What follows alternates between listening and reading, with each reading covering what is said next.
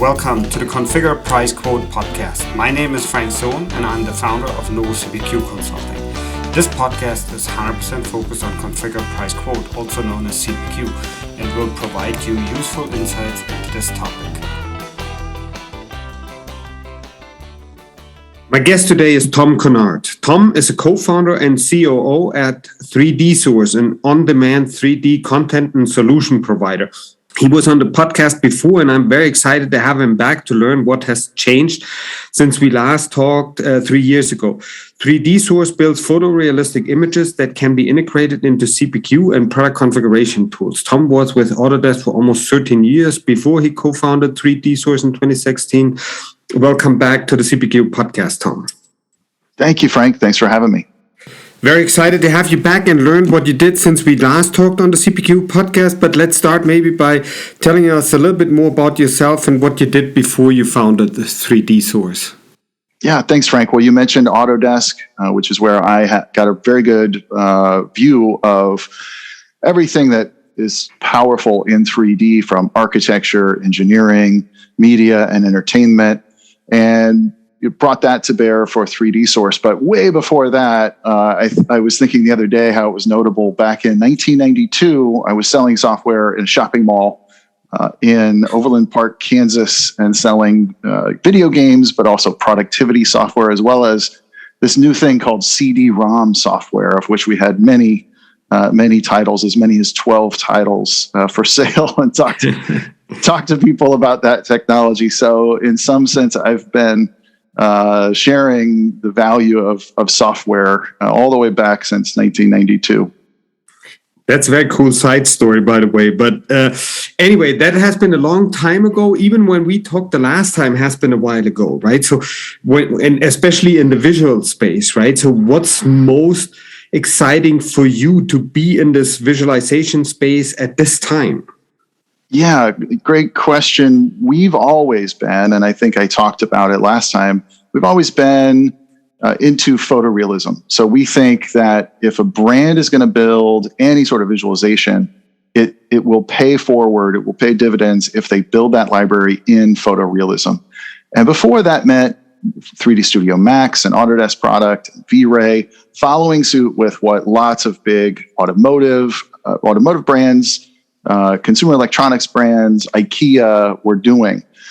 And now the most exciting thing for sure is real-time technology, video game technology, and namely Unreal Engine by Epic Games, in its ability to wipe away so many of the tricks of the trade to create realism in 3D and just throw raw horsepower of GPUs at that problem for lighting, for complexity of models, and so on. So we are leveraging that like no one else to benefit enterprise and build libraries of Unreal Engine content for our customers that are great for building solutions, but also paying dividends in terms of photography, sharing those assets with other parties like architectural rendering firms, even media and entertainment, that has this new demand for very high quality, real-time game engine 3D assets. Very interesting, and we will talk more about the Unreal Engine in a minute. But before we go there, I have a question for you, and that's how much interest do you see from venture capital, private equity, and CPQ firms in your technology? Because the visual market and especially the CPQ market are very hot at this time. Yeah, a lot of interest, and mainly because of its power to transform whole portfolios of brands. So the private equity market is doing what they do, consolidating and finding opportunities to level up brands to compete at the highest levels. That's an area in particular that we found a lot of interest in. VCs are realizing the power of Unreal Engine. It's undeniable in gaming, in TV shows, moving away from green screens. So they're really understanding the power of it, and even talking to Epic Games about, hey, who's doing cool stuff in that space? And so, interest there. In terms of CPQ, we can talk more about it, but we remain sort of an outsider in some sense because when brands come to find us, they're interested in, hey, I want to make sure a customer can order the right thing, and I want to be able to visualize it. And those are the two key pieces. And so we can help with both. And if it is a highly visual product, of course, we can help like no one else and make it look pixel perfect on screen and instant on, and spin it around and look at it, change options and accessories. From a data standpoint, we can also handle very high levels of complexity. So we did a mountain bike that had 165 sextillion possible combinations that you could build from it. So a crazy amount of data. And now, some CPQ features and functions we may be lacking on, but we're nailing the top two requirements. And then, getting into integrations, other things, that's possible. And so we remain agnostic in terms of having a CPQ partner.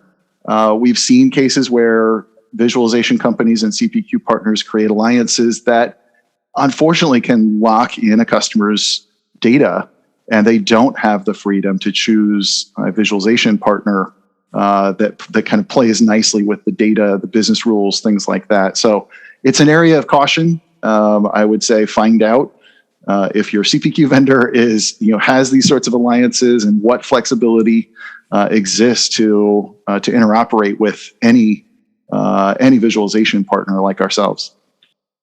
Next question is something I think I didn't ask when we talked 3 years ago, right? But right now I ask that for quite some time. All the guests and that's, what do you do when it don't work, Tom? Well, yeah, 3D is a lot of fun, and my son is into video games. So even when I go home, I'm talking with my son about Minecraft. He loves it. It's a little mini metaverse for kids all its own.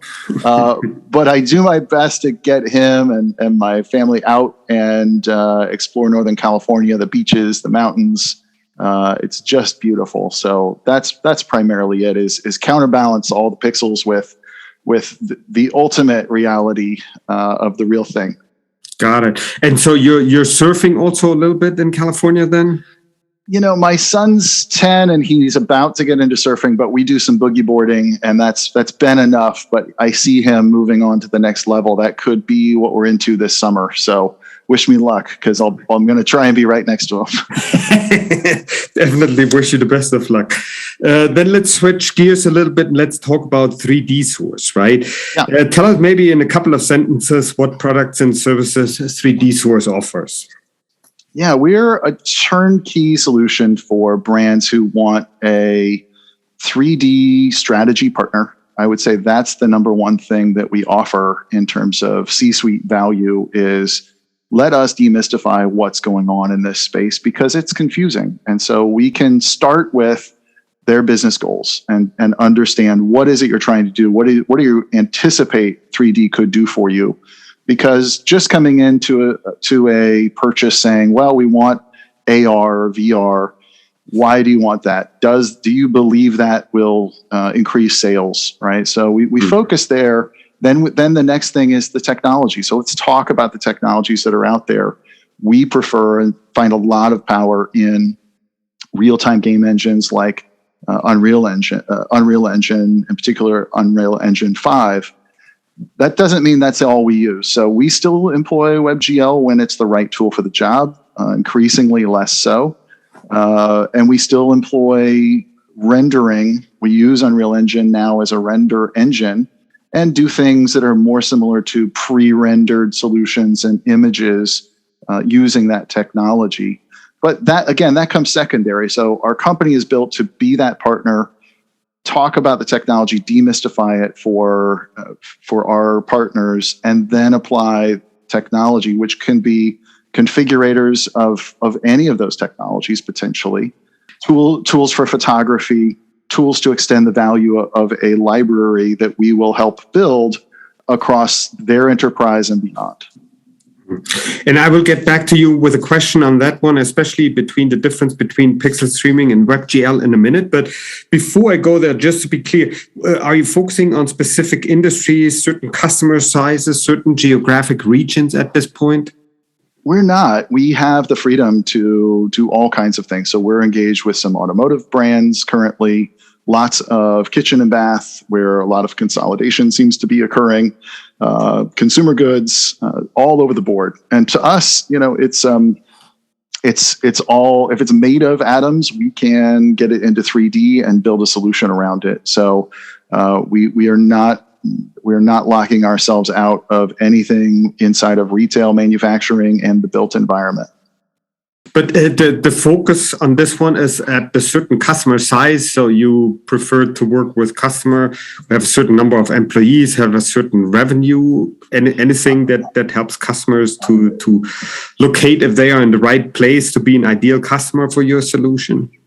Yeah, there's overhead for any size deal. I think anyone in business understands that. But we're being a startup ourselves. We like helping startups, and there's room for them as well. So we do work with some very small brands, and as long as they see visualization as the thing that is going to be the differentiator, they're often quite happy to spend a larger portion of maybe their marketing budget than they anticipated on 3D and building a solution like this to make their brand stand out from every other company that's bought into, let's say, a WebGL type configuration solution. So if they make it core to who they are, that's great. And that means that by definition means they're a good partner for us to push ahead, to be some leaders, maybe not the very first.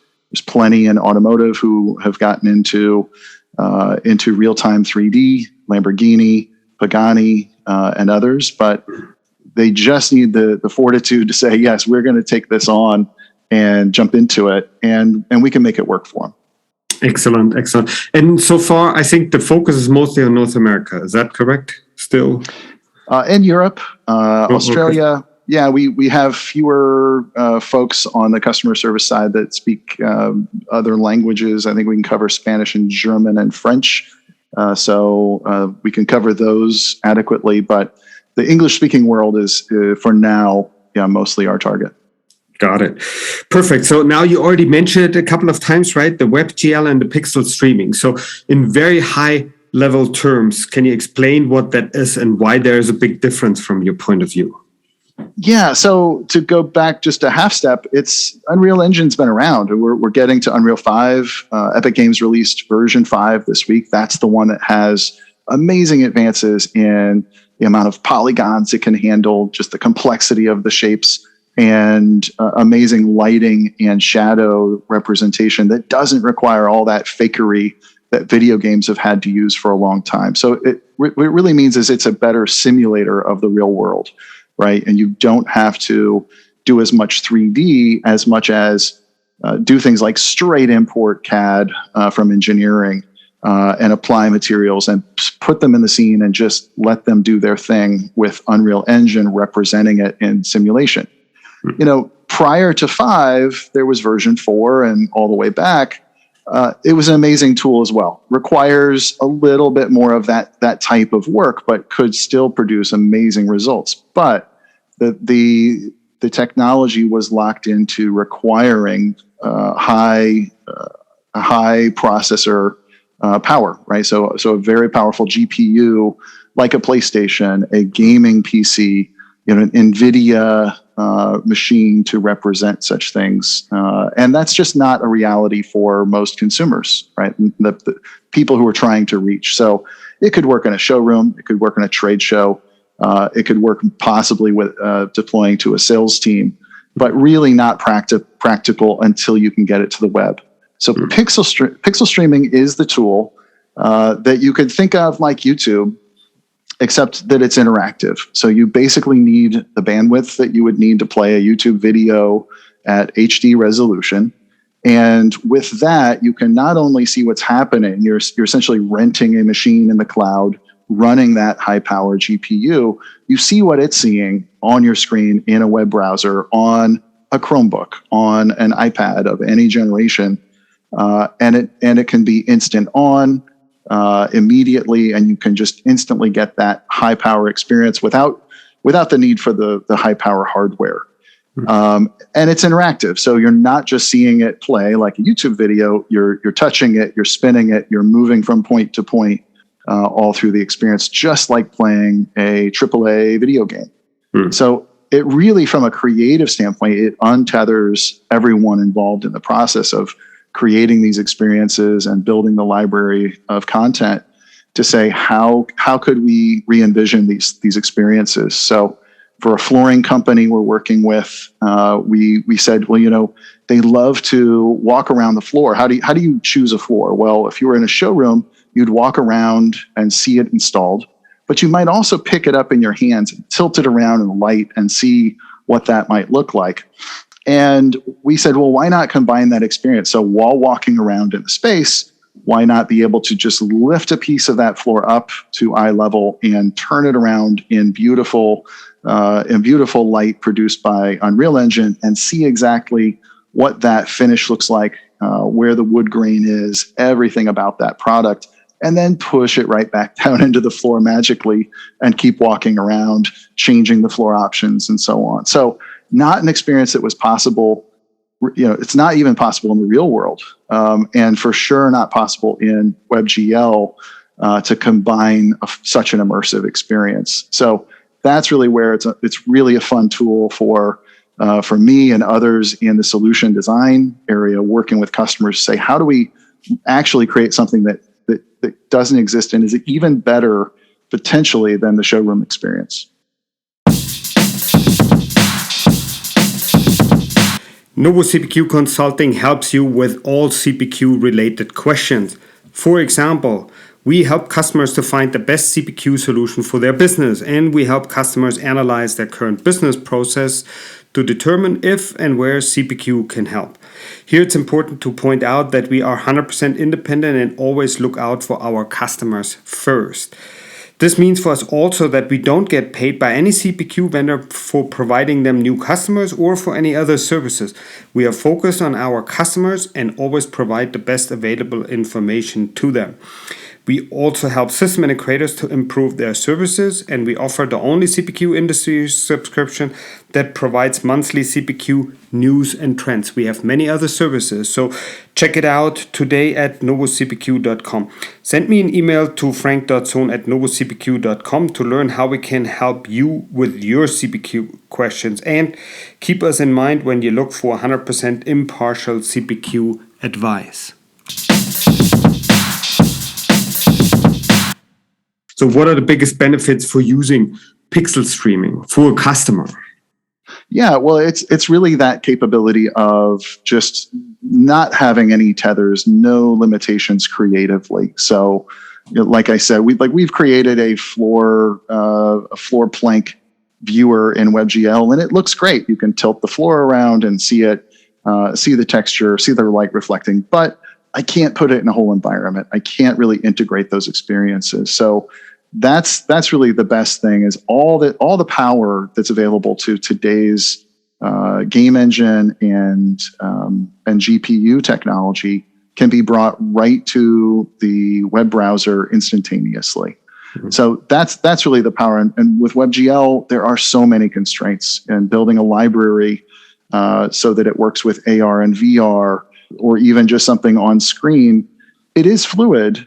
You can spin it around quite fluidly, but everyone's had that experience of kind of zooming in and seeing lines where it should be an arc, seeing pixels where there should be high quality materials.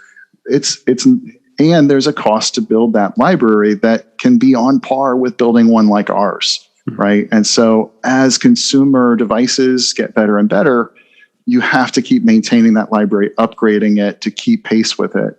And no doubt our phones are getting really powerful, tablets and PCs are getting powerful, but it will be a long time before they compare with a NVIDIA RTX video card that's meant for gaming, that we can rent to you in the cloud for pennies per session for that customer experience. So if you talk about the downside, which I think you were going to go to, it is just that there is a cost per minute.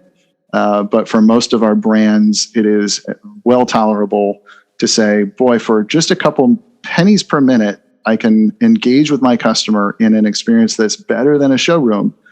That's an easy investment to make, and we offer lots of dials on our streaming service to control costs, to control who's in there, how do they get in there, how might they be qualified, all kinds of things to make sure that there's not money wasted on that hosting. And the hosting itself is quite competitive. Costs are going down through commoditization, and it's the same thing that cloud gaming is based on. So if you've heard of Stadia, GeForce Now, PlayStation Now, Xbox, they have one, I can't recall the name of it. I think it's Xbox Cloud Gaming.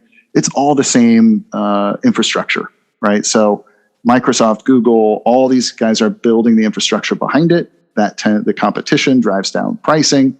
And so it looks great from that perspective too, that we'll just see kind of a race to sub 1 penny minutes very, very quickly.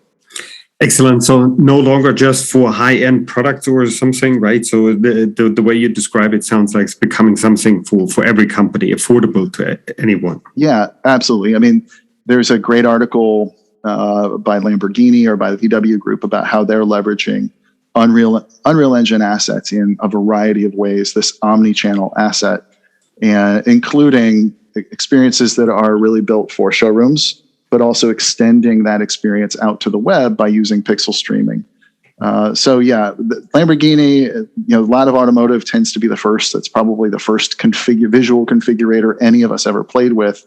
So it's great to kind of take their cues, let them try things on, and we've seen that success. And again, we're just bringing it to other markets. It's a turnkey solution where they can just jump right in, rather than trying lots of different technologies along the way. Got it. So since we're talking about capabilities, then let's keep talking a little bit more about things like digital photography. I see that's important for a lot of the visual vendors. Tell me what role that plays for you and what kind of customers use your digital photography capabilities. Yeah, so once you have that library of photorealistic assets, and we built it, we've been building them for customers for a long time. We can create renders and batch them out and get them ready for whether they're selling on Wayfair or affiliate brands, and that's what a lot of companies have been doing around the world to produce photography. What's unique in our world is we have a tool called MetaBox that allows for on-demand photography, where a brand can see their 3D asset library in the cloud in MetaBox, and then load MetaBox Studio for any one of their assets, pick a pre-configured studio, or let us build a custom studio for them with changeable walls, floors, accessories, decor, all kinds of things, indoor, outdoor, changeable time of day and lighting, always golden hour if you prefer, and then take those shots, get those lifestyle shots. But rather than translate the idea of here's an image or here's a product and I'd like it shot in this environment with this color wall, we think it's really powerful to just give that tool to the person who has that idea or the marketing team and let them dial it up in literally seconds and shoot it, and then store all of those assets right in MetaBox, organized by product, as a digital asset management system that handles all of the tagging and organization of those assets along the way. Excellent. So then the last capability that I wanted to ask you about is digital twins, right? So how many people are interested, or how many customers are interested in this, and how important is that for you right now? We've been calling what we build digital twins for a while, because that's essentially what they are from a visual standpoint. And that term, just like metaverse, gets thrown around a lot because marketing people like to create new terms and use them. Well, for us, a digital twin is a visual digital twin of a product, so that you can do all of this, right? It's that it really encapsulates for us what we mean when we talk about a photorealistic asset versus a symbol or a cartoon in its worst case in WebGL that represents the product, but really does not allow the technology to fade to the background for a consumer, a buyer looking at that image. And in our world, that's the experience, the psychology of looking at our assets in a meta box image in a product configurator is that the technology fades to the background, the product comes to the forefront, and that's the buying process, right? Is really seeing it clearly, bridging that digital divide, doing things and interacting with it that place it closer to the environment that they are going to experience it in the real world once purchased, and shorten that buying cycle, increase the confidence in that purchase, reduce returns. All those great things that 3D can do just get amplified when the asset is that much more crisp and clear and represent the real thing. Digital twins. Excellent. Then, but as you talk, Tom, so I came up with one more thing I wanted to ask you about capabilities, right? And that's product animations. You mentioned it earlier. If the customer, for example, takes out this tile out of the floor, right, so they can put it in their hand, you could open a door to something, right, to a kitchen, to a car, or for you have the furniture that moves around. How interesting is that capability for your customers? Oh yeah, very interesting. We have a sofa company that's doing animating the storage in a sofa lifting up, and you see the mechanism. And because it's in pixel streaming, you can zoom in and just see how high quality the mechanics and the parts and pieces are of the storage sofa, right? So I've owned some of those before, so maybe I'm just applying my own sort of buying process. But when I've looked at that particular model, that's what I'm looking at. And I'm wowed that, I can see it, I can explore it, and I can answer that question that maybe not everyone has. But I certainly couldn't have answered that with just 3 or 4 images on the web, and even one image that maybe it's a high quality, but it just only shows me one angle of the storage sofa opened up, where I can't really see that mechanism. How high quality is it? How structurally sound does that look, right? So I think those things live all over the place. And so, the rigging, as it's called in the animation world, or just animation or making those things move, is extremely powerful. Excellent. So, but as we talk through this, right, you realize that yourself, I guess. So we use a lot of these terminology, WebGL, pixel streaming, the Unreal Engine, and so on. So that already makes an assumption that whoever you're talking to knows these terms. I don't think that's the case, but I wanted to hear what you think, especially how much education your customers require before they really understand what you offer. You feel that has gotten better over the last couple of years, or you feel there's still a lot of education that needs to take place to really get across what your solution can, what capability you can provide them? Right. Yeah, it has changed to some degree. I do think that customers that we talk to have more understanding that there's this thing called game engines, and we ought to be paying attention to it. And back in May of last year, when Unreal 5 was announced, that video and its power really made its way around the web. So I think people are more aware of game engines, but I think I'm still doing a lot of work to explain, and here's how it fits in, and here are the differences, and educating them. And that's, like I said, that's where we start. We start with the 3D strategy and then the technology, and explain that. And if somebody says, yeah, but I don't want to jump into the new thing, I want to do the old thing, I mean, we won't stand in their way, but I think we can make a compelling case for it. But yes, absolutely, people need to understand that. And I went through the same thing at Autodesk, looking at called building information modeling. Many people who are our customers also have a need for that Revit content. And it went through a progression of going to trade shows and talking to people who had no idea what this stuff was, to, okay, I've heard it, to, hey, now my customers are asking for it, to hey, we're covered. We have it all built and we're good to go. Just in a matter of a few years. So it's amazing how quickly those sorts of things can happen in the 3D world. Excellent. Talking about industry shows, are you planning to go to any this year so that our listeners can see your product in action as well?